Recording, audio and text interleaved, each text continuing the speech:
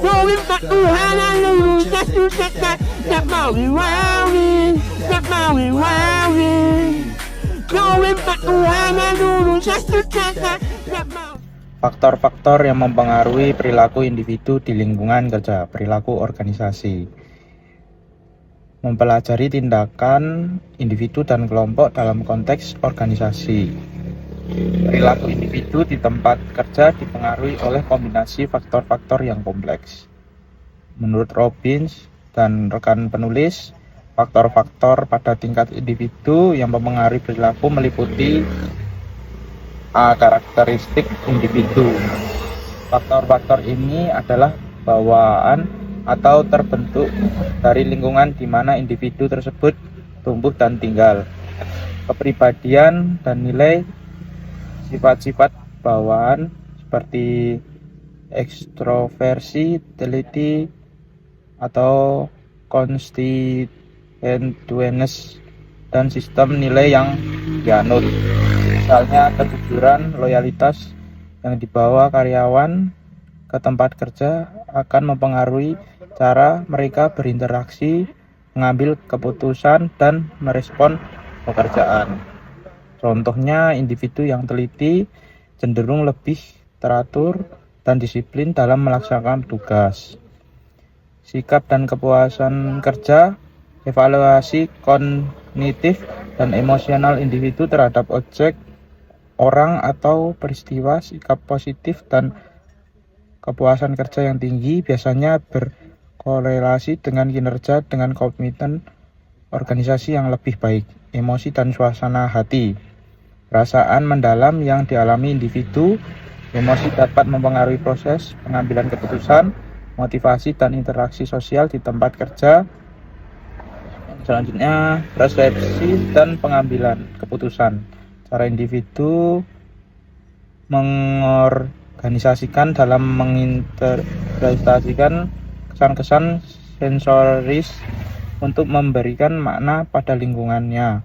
Persepsi mempengaruhi cara individu membuat keputusan dan merespon situasi. Motivasi, kesiapan individu untuk melakukan upaya yang lebih tinggi. Yang poin B yaitu lingkungan kerja.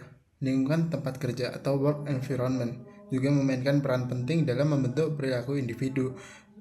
Dan lingkungan kerja dapat dibagi menjadi satu, lingkungan kerja fisik, di mana kondisi fisik di sekitar tempat kerja yang mempengaruhi kenyamanan dan produktivitas seperti tata letak ruangan, pengaturan waktu kerja, perlengkapan kerja, keadaan fisik seperti suhu, penerangan, dan sirkulasi udara. Lingkungan kerja non fisik atau sosial, di mana interaksi dan hubungan sosial di tempat kerja seperti hubungan dengan atasan dan rekan kerja, kepemimpinan yang diterapkan, sistem dan besarnya kompensasi atau gaji dan tunjangan, aturan dan norma perilaku yang berlaku di organisasi. Yang kedua yaitu motivasi karyawan. Menurut Robbins dan Coulter, yang dimana motivasi didefinisikan sebagai kesediaan untuk melaksanakan upaya tinggi untuk mencapai tujuan-tujuan keorganisasian yang dikondisikan oleh kemampuan upaya untuk memenuhi kebutuhan individual tertentu. Definisi lainnya yang lebih berfokus pada proses yaitu motivasi adalah proses yang menjelaskan intensitas arah dan ketekunan individu dalam usaha untuk mencapai tujuan. Komponen utama motivasi yaitu ada intensitas yang dimana seberapa keras seseorang berusaha, yang kedua ada arah, kualitas dari usaha tersebut, dan usaha harus diarahkan ke tujuan yang menentukan organisasi. Yang terakhir yaitu ada ketekunan atau persisten, berapa lama seseorang dapat mempertahankan usahanya tersebut. Terdapat beberapa teori motivasi menurut Robbins dan Coulter. 1. Hierarki kebutuhan Maslow, yaitu kebutuhan individu diorganisir dalam sebuah piramida. Yang pertama, ada kebutuhan fisiologis, yaitu kebutuhan seseorang akan makanan, minuman, tempat tinggal, seks, dan kebutuhan fisik lainnya. Kedua, kebutuhan keamanan, berupa keamanan dan perlindungan dari bahaya fisik dan emosional, seperti jaminan bahwa kebutuhan fisiologis akan terus terpenuhi. Ketiga, kebutuhan sosial, di mana seseorang membutuhkan akan kasih sayang, rasa memiliki, penerimaan, dan persahabatan. Keempat, kebutuhan penghargaan, yaitu sebuah penghargaan internal seperti rasa hormat terhadap diri sendiri, otonomi, dan pencapaian, serta faktor penghargaan eksternal seperti status, pengakuan, dan perhatian. Dan yang terakhir yaitu kebutuhan aktualisasi diri, yaitu kebutuhan seseorang akan pertumbuhan, pencapaian potensi diri, dan pemenuhan diri. Seseorang didorong untuk memenuhi kebutuhan di tingkat bawah sebelum beralih ke tingkat yang lebih tinggi. Selanjutnya, teori X dan teori Y menurut McGregor. Teori X adalah karyawan yang pada dasarnya tidak suka bekerja, malas, dan harus dipaksa atau diancam untuk bekerja. Lalu, teori Y adalah karyawan yang menganggap pekerjaan sebagai sesuatu yang alami, dapat mengarahkan diri sendiri, dan bertanggung jawab.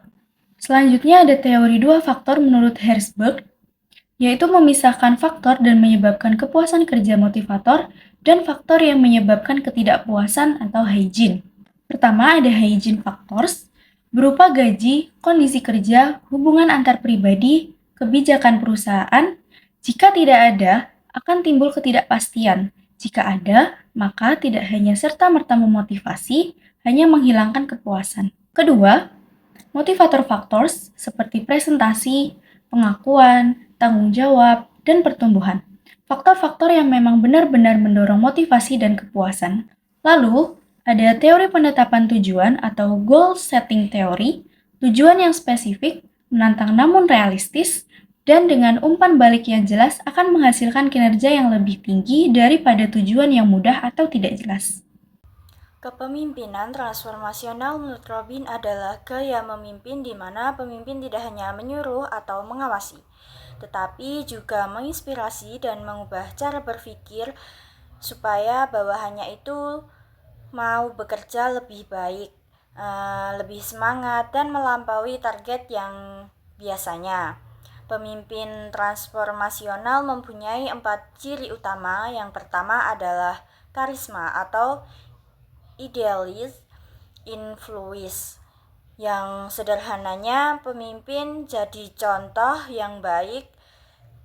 Jadi pemimpin itu ucapannya harus sejalan dengan tindakannya, seperti jujur, konsisten, dan bisa dapat dipercaya supaya bawahannya itu hormat dan kagum karena sikapnya.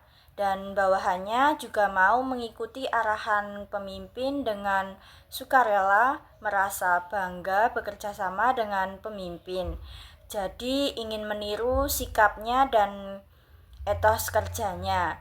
Intinya pemimpin yang bikin bawahannya itu menjadi respect, bukan takut. Yang kedua itu inspirasi atau inspirational motivation. Ini tentang memberi semangat dan visi yang jelas.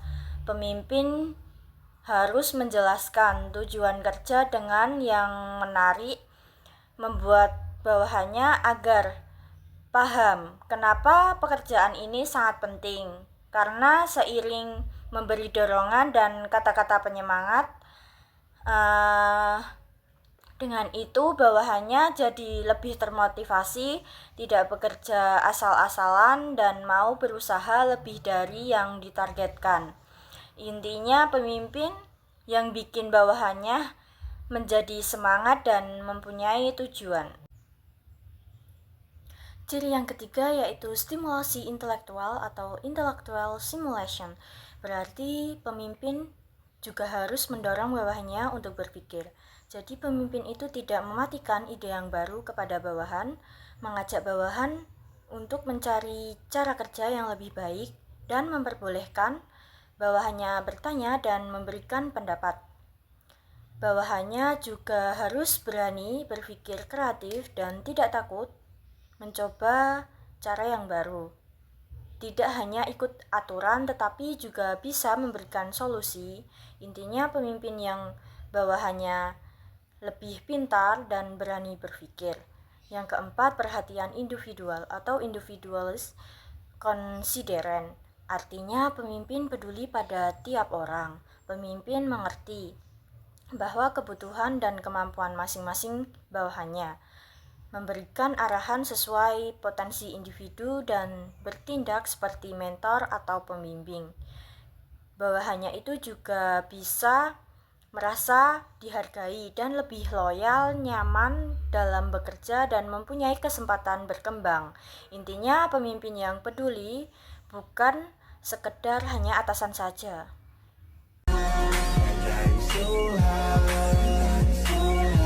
Aduh,